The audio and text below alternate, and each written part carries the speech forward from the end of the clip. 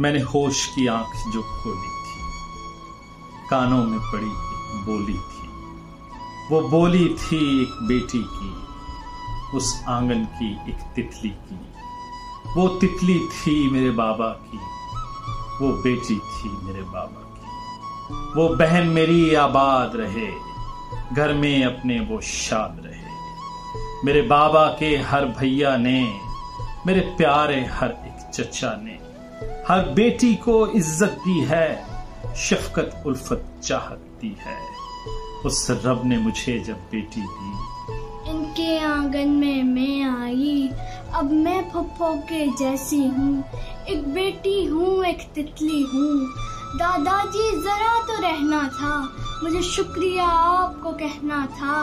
मेरी फुफ्फो को जो चाहत दी, बाबा को यही विरासत दी।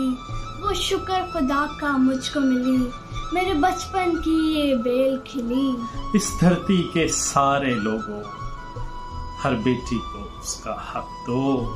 घर बार है क्या बेटी के बिन, आज बेटियों का है आलमी दिन, आज बेटियों का है